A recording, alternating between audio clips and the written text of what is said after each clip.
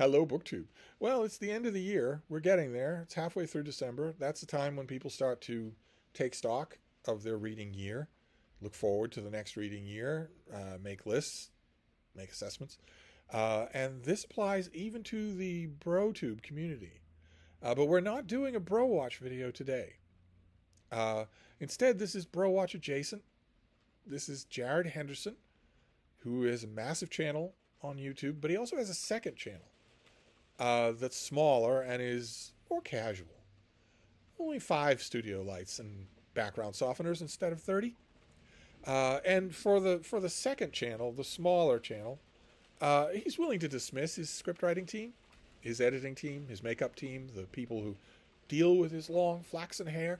He's willing to dismiss them. Guys, just take the afternoon off. Without pay, of course. While I just talk. I'm just going to talk. His main channel has 50 gazillion subscribers.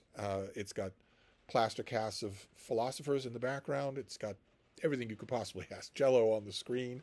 Everything, all the professional bells and whistles.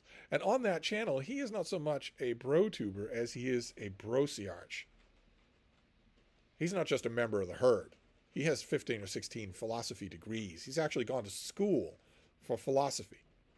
He has a BS in BS. So he's not kidding around. And a lot of his content deals with books.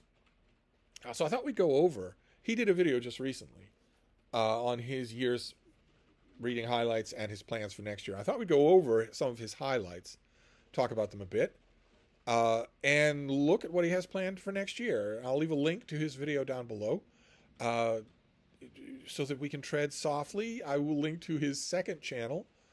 Of course, I wholeheartedly encourage you to watch not only his second channel, but his main channel. It's the main channel I'm worried about, though. I'm worried about accidentally tapping into his massive horde of subscribers. I don't want any of them finding their way here. I've got enough subscribers as it is. Thank you very much.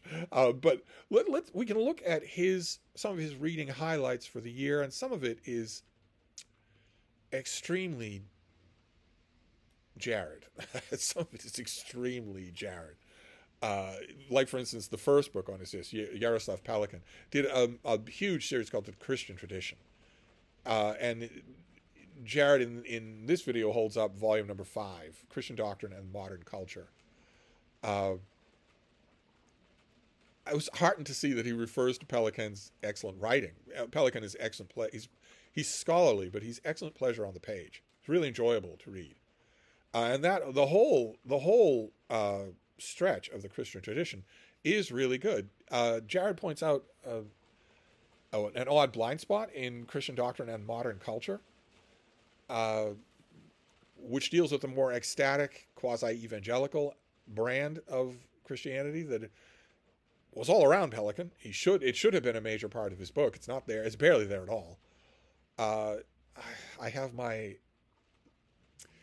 my private theories as to why that element is not there. The one thing you cannot miss about that element of modern Christianity and modern culture is that it's not an intellectual exercise. It's something much darker, something much more primordial. It's something much realer. The reason that Pelikan ignored it is because he was no more a genuine Christian than Jared is. For both, it's an intellectual thing, but not abasement and not faith. We don't need to get into that. That's a subject for another video, and it won't be. Jared is many things, the foremost of which is sincere. So he wouldn't be the focus of a "You're not a Christian" video on my part. I'm not a Christian either, of course. I'm an atheist, and not just an atheist, a hard atheist. I don't say, oh, I don't know. Your goblins could exist, I guess. Maybe I'm never looking in the right direction. Maybe they're really good at hiding themselves. I don't say that. I don't think anyone should. We use criteria all the time to determine the things we can't see also don't exist. We do that every day. We do that all day. There is no such thing as the supernatural. There are no goblins of any kind. But if I were to make a "You're Not a Christian" video, Jared would be the furthest thing in the world from a subject of that video. It'd be a whole bunch of other people, more toxic people. the stupid weightlifter influencers who do the prayer hands, the stupid models who do the prayer hands, idiotic TikTok creatures and things like that that are no more Christian than Genghis Khan was. But that's a subject for another day. The next book on his list is by Elizabeth Anderson. It's called Hijacked.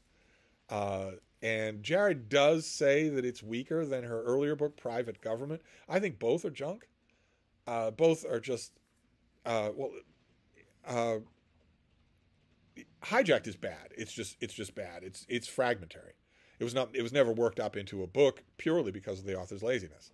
The author could have worked it up into a book. It's basically just an interconnected section of essays, lectures, whatnot. It doesn't feel like a book, doesn't read like a book, isn't satisfying, doesn't develop any of its thoughts.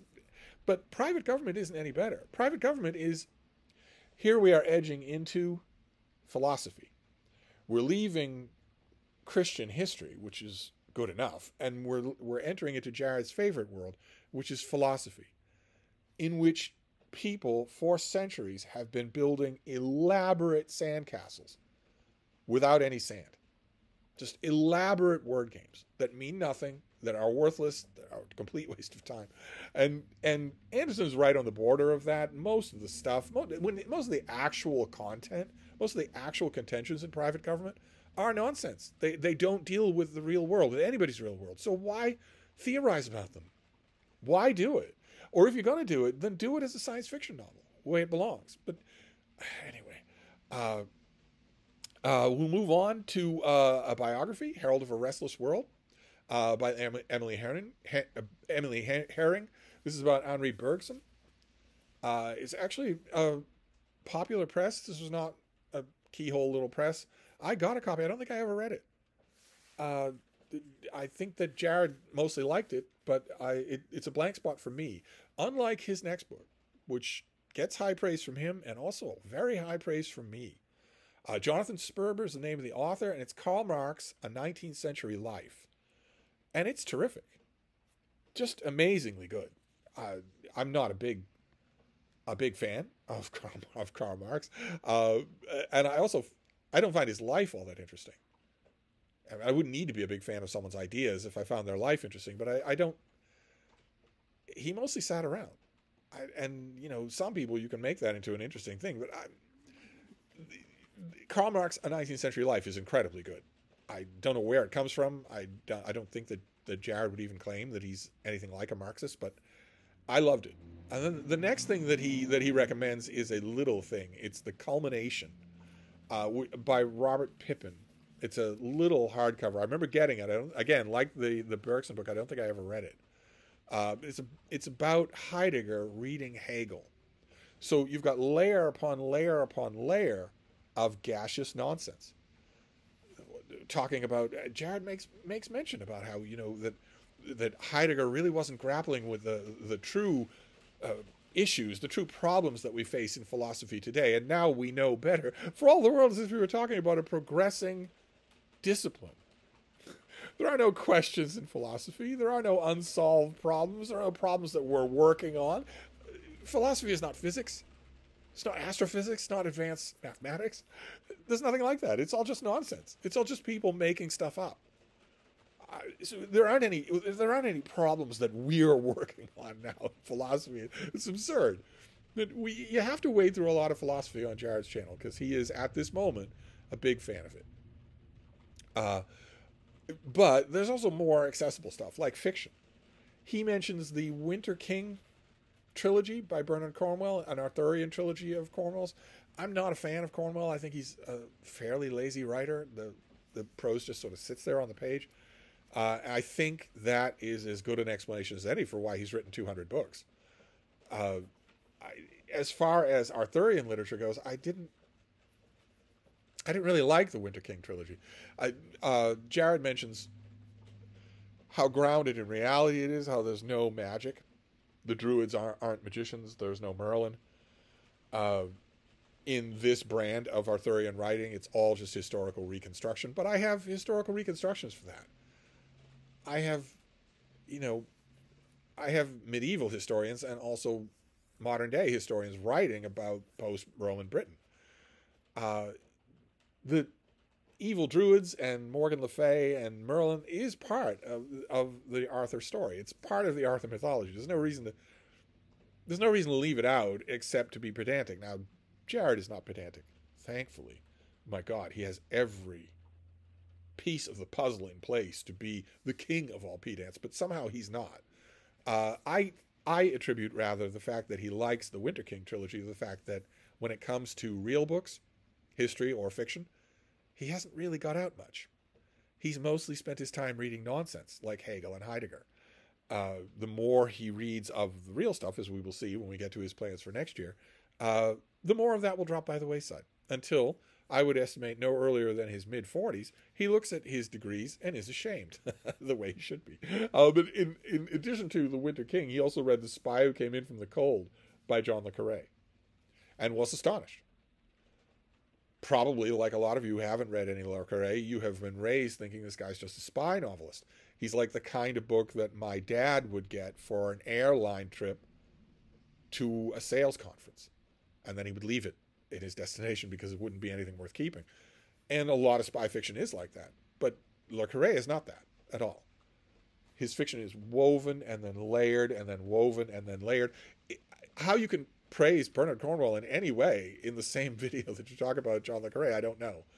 Because The Spy Who Came In From the Cold is what fiction should be. It's not dumb. It doesn't drag its feet. It doesn't slow down. It doesn't pad out descriptions. It isn't waiting for you or expecting you to wait for it. And it's not the only example of that kind of incredibly rewarding, what I call adult fiction, on Jared's list. I'm very glad to hear that he loved it. I'm very glad to hear he's going to read more of it. He mentions at this point that also the Nicomachean Ethics mentions that he's read it, I don't know, 7 or 8 times, and that it still has questions in it. I mean, bless him. If he thinks he's going to read this thing 20 times in his life, bless him. Books like that, really, you really can't gainsay them. How he's still discovering anything that he didn't understand the first few times in the Nicomachean Ethics is not difficult. The thinking involved is not difficult. It's also nonsense. It's the world building for the Madripoor books. It doesn't have anything to do with real life. But in addition to leave out he crams in philosophy every chance he gets, except in a great deal of his 2025 plans, which I view as a sign of hope. But he winds up with more adult fiction. He winds up with Wolf Hall by Hilary Mantel, which starts out slower than a reader would like. It starts out with Thomas Cromwell's benighted boyhood and his brutal father and the leaving home. What we know about Thomas Cromwell is he born in Putney, was raised by a semi-prosperous but father who was often on the south side of the law, as John Buchan would say. And that for whatever reason, we don't know that it was the brutality in the Cromwell books, he leaves and goes to the continent, has a whole bunch of experiences, is a soldier, becomes a banker, meets and learns all sorts of languages. We get that scene first. We don't get any of the Prentice stuff in Wolf Hall. We get memories later on. The adult Cromwell remembers bits and pieces here and there. But we get the scene that makes him leave first. And people don't like that. I guess people don't like that. I think it works perfectly. And that's all that you have to go through. After that, you've got the adult Cromwell. You've got a Cromwell who is on the staff of Cardinal Wolsey. You've got a Cromwell who is getting closer and closer to the staff of the king himself. And it's not just the interest of the subject matter, it's how it's done. Hilary Mantel in these books writes as though you are right there with her. She is not slowing down. She is not using cliches. She is not padding. She is not waiting for you. She is not expecting you to wait for her. There's a one-to-one comparison between her and John le Carré, believe it or not. No one would ever think of the two of them together, but that is the way they are. They accidentally, they're not trying to do it, but they lay bare how much junk we all put up with in how much of the fiction that we read. How much junk is there? How much junk DNA is in that fiction? When you read a John le Carré novel when he's on his game, when you read the Cromwell novels by Hilary Mantel, you're reading fiction without that junk. And all of a sudden, you realize, okay, well, why would I want to go back? Why would I want to read? Anyway, that was a kind of a pressy of Jared's year, and then he spent some time talking about next year, but his plans for next year. The 100 books that he's going to read next year. That appears to be the target number. And in the plans that he sketches out, he lists 98 books and says there's 2 more coming that are kind of wiggle room. I saw that as a concrete number, and thought 100 books. Okay, so what are you going to do with the other 11 months of 2025? Then I realized, of course, Jared is busy. He has a young child, I think, called Aristotle. So he is going to read all of Plato in 2025.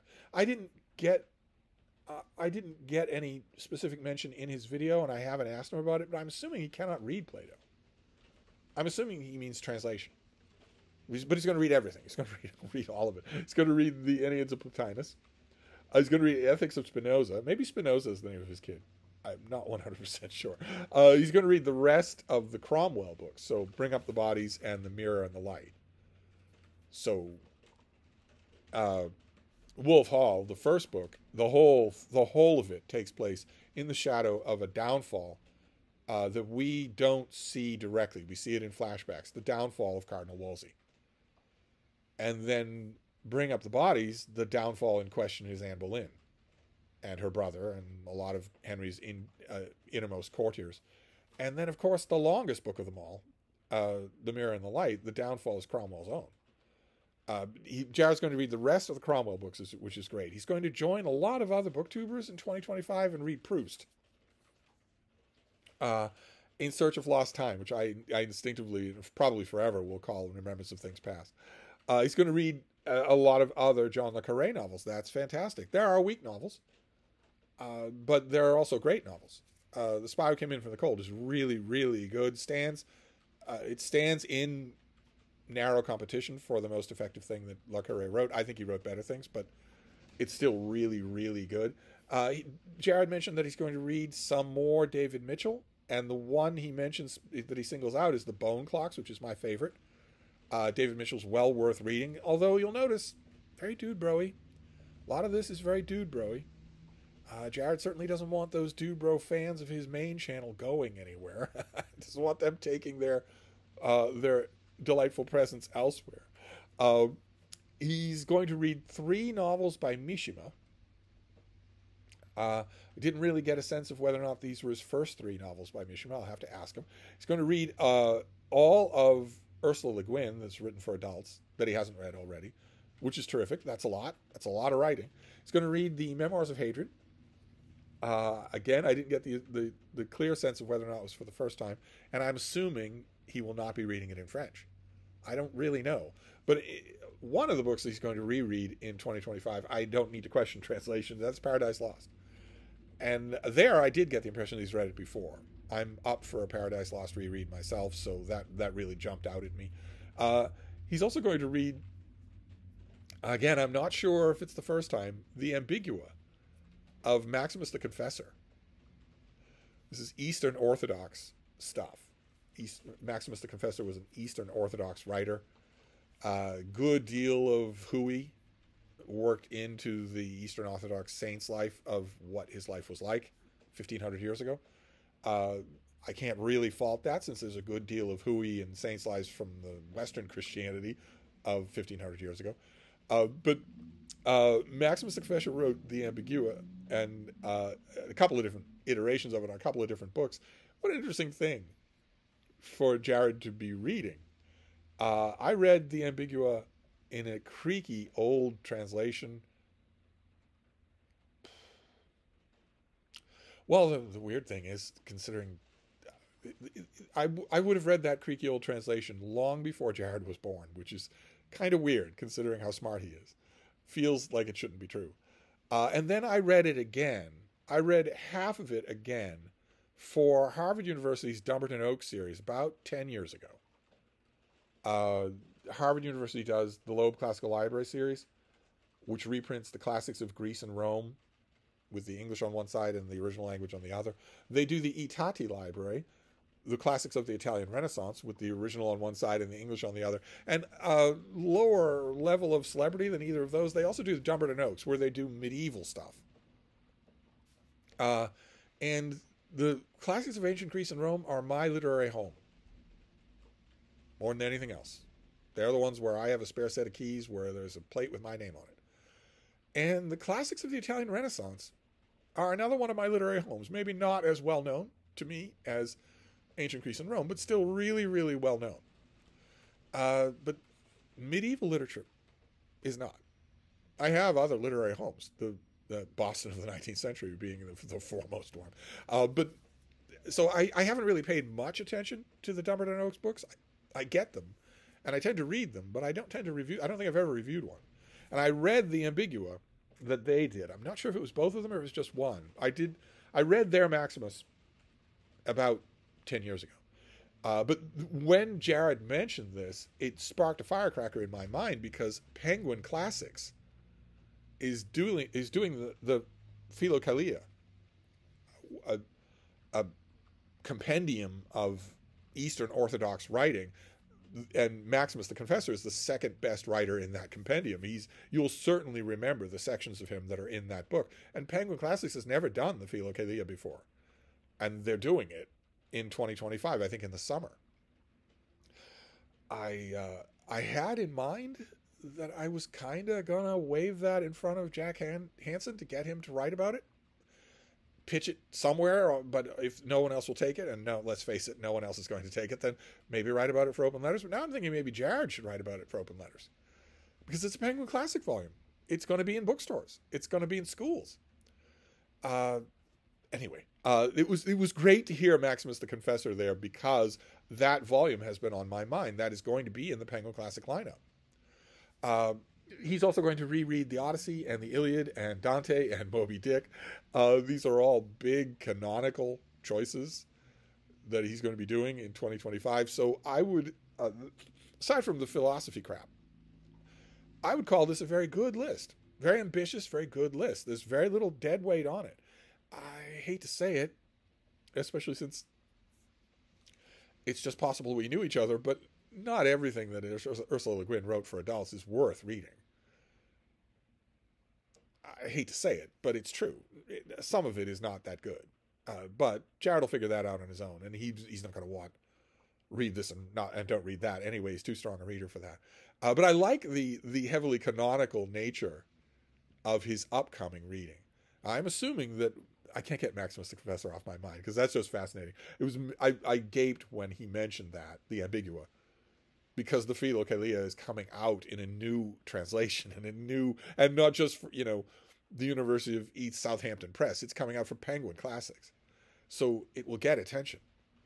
And Maximus is one of the stars of that collection. So I just gaped at that. Although even there, I don't think that Jared is reading the original. Pretty sure that he's not. Pretty sure he's reliant on translation for that and almost everything else on this list.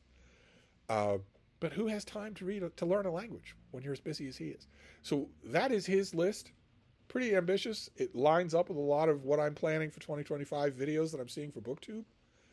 Jared's second channel, the No Studio Lights channel, is basically a BookTube channel. And I urge you to go and subscribe to it. If for nothing else, than to follow an active reader through that kind of a reading list in 2025. So there you go. Once again, as with the Active Mind, a bit of a disappointment in terms of Bro Watch. I should be roasting these videos over a slow fire, but it was earnest. It had heart. It had misgivings.